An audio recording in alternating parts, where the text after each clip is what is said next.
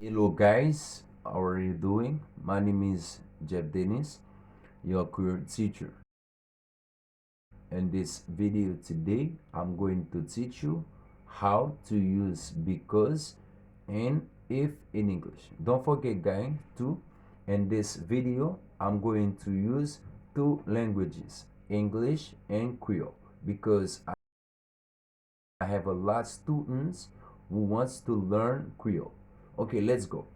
Je di an nan video jodi an, mwen pral pale de because avec if. En créole, because signifie paske, if signifie si. Eske pa gon diferens ki gen entre paske avec si? An a gade. Because. Because is used to show the reason. Why not let me translate in Creole?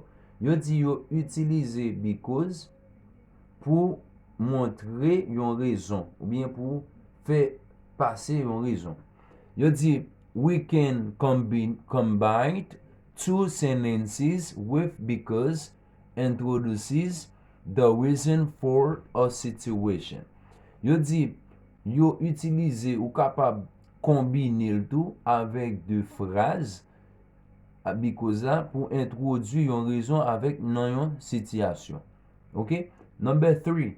You di we use because also to talk about a reason for something.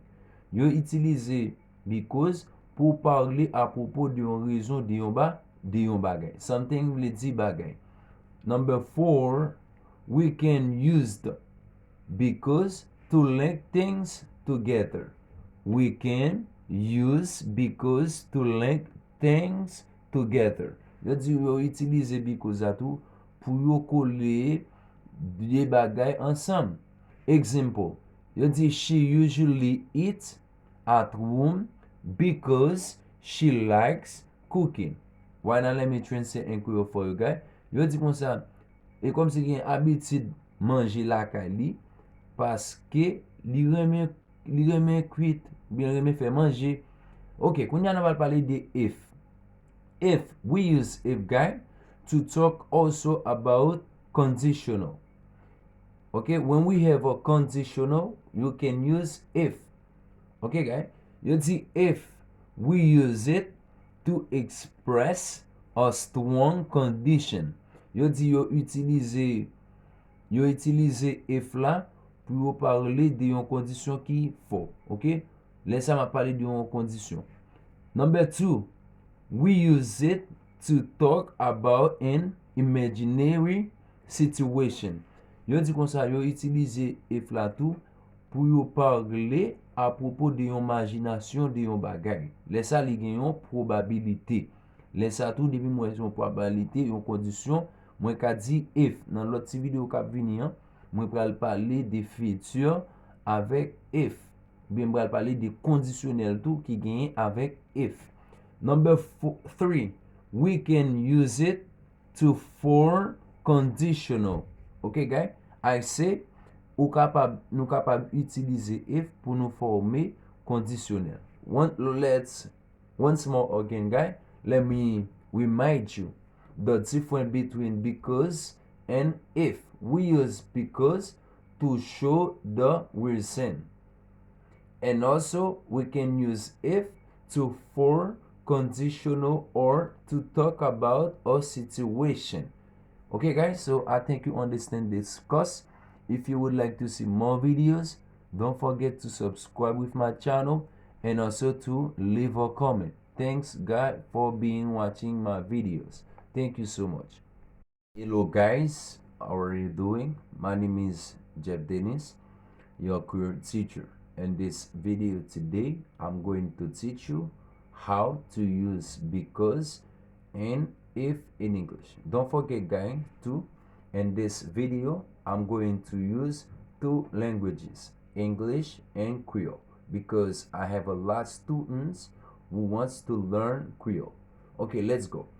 Je di an nan video jodi an, mwen pral pale de because avec if.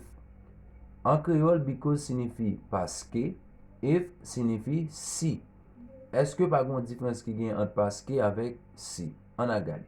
Because is used to show the reason. Right now, let me translate in Creole.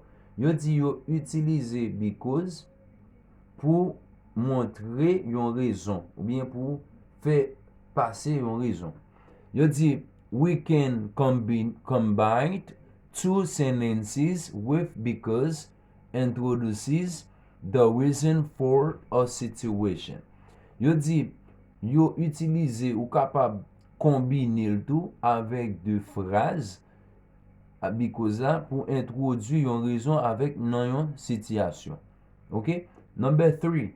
You di we use because also to talk about a reason for something. You utilize because pour parler à propos de yon raison de yon bagay. Something vle di bagay. Number 4. We can use the because to link things together.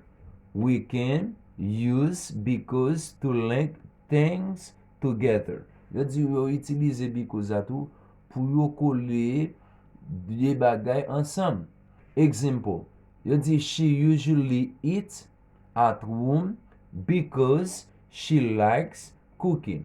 Why not let me translate in Creole for you guys? Yo di kon sa, e kom si gen habitude manje la kay li paske li reme cuit, bien reme fè manger. Ok, koun yan val pale de if. If, we use if guy to talk also about conditional. Okay, when we have a conditional, you can use if. Okay, guys?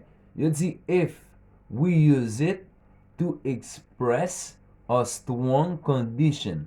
Yo di yo utilize if la pou yo parle de yon kondisyon ki fò. Ok? Laisse ma parler de yon kondisyon. Number 2, we use it to talk about an imaginary situation. Yo di kon sa yo utilize if la tou pou yo parle a propos de yon imagination de yon bagay. Laisse li gen yon probabilité.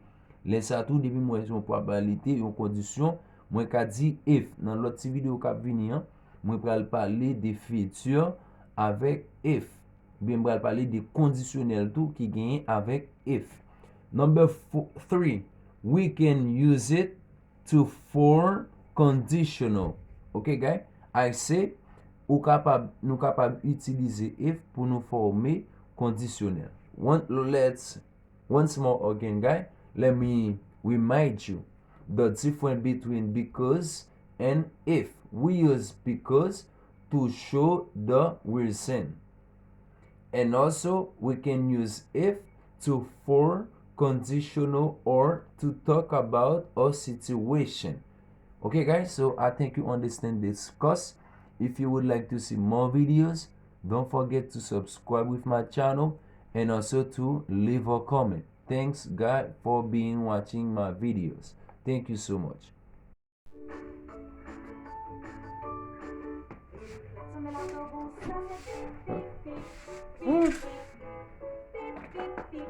Não, vamos beber.